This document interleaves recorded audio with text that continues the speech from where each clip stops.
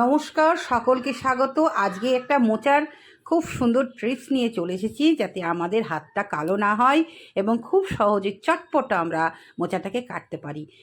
কি সেই কৌশল, সেটা আমি নিজে এই ট্রিক্সটা বের করেছি, তাই তোমাদের আজ দিতে এসেছি। এবং মোচাটা আমরা নিরামিষ কীভাবে রান্না করব সেটাও দিতে এসেছি।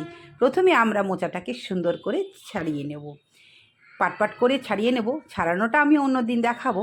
তো ছাড়িয়ে নিয়ে একটা বড় পাত্রে বেশ খানিকটা জল দিতে হবে। কতটা জল দিতে হবে?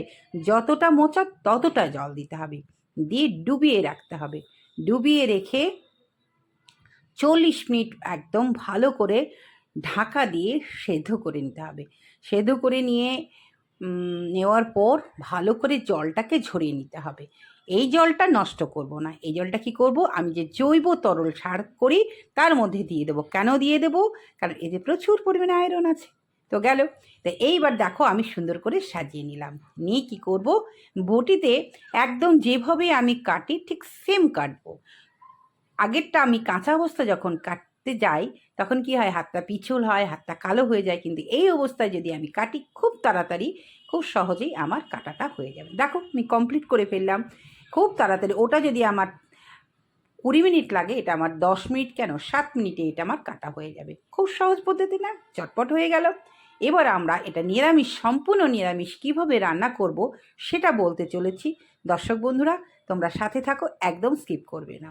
তবে মোচা খুবই ভালো। মোচাটা খেলে আমাদের শরীরে আয়রনের চাহিদাটা মেটে, তাই আমরা মোচাটা খাবো। দর্শক বন্ধু, আমাদের তো নিরামিষ হতেই থাকে, সে পনির হোক, মোচা হোক, সেটা যদি একটু আলাদা করে রান্না করি ভালো লাগে না? হ্যাঁ।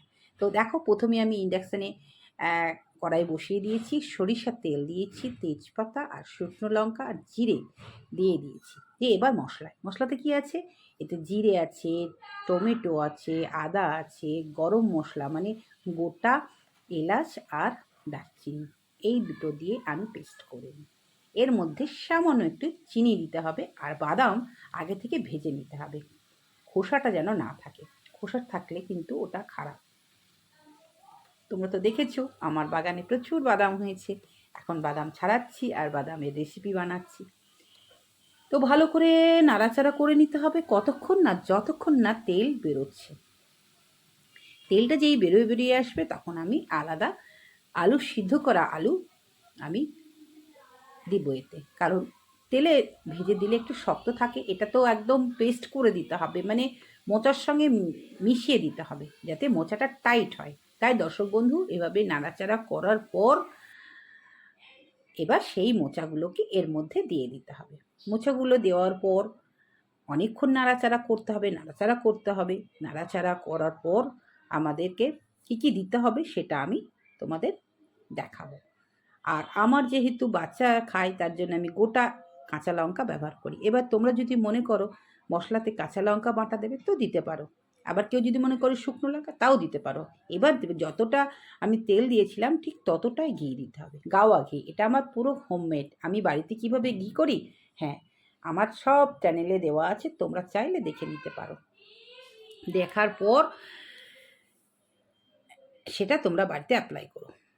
এটা যেই ভাজা হয়ে যাবে, তখন ওই সিদ্ধ মোচাগুলোকে দিয়ে দিতে পারো। অনেকে মনে করো যে, যদি মনে করো যে কাটবো না, আরও সময় কমে কাজ করব, মিক্সিতে পেস্ট করে নিতে পারো।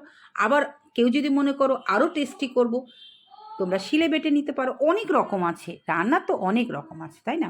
এটাকে ভালো করে নাড়াচাড়া করতে হবে। তো নাড়াচাড়া করার পর এটাকে চালের গুঁড়ি দিয়ে দেব। কেন দিলাম চালের গুঁড়ি? বেশ টাইট হবে বলে চালের গুঁড়িটা দিলাম। দর্শক বন্ধু, এভাবে রান্না করলে মোচাটা দেখতেও সুন্দর লাগে, খেতেও ভালো লাগে, ছাড়া হয় না। এক কথায়, মোচাতে যদি কিছু না দেওয়া হয় না, মানে আলু, সেদ্ধ আলু আর ওই চালের গুঁড়ি, তাহলে না মোচাটা একটু ছাড়া হয়। ব্যাস, রান্না হয়ে গেল। এবার এর মধ্যে একটু লবণ, যতটা দরকার সেই লবণটা দিয়ে দেবো।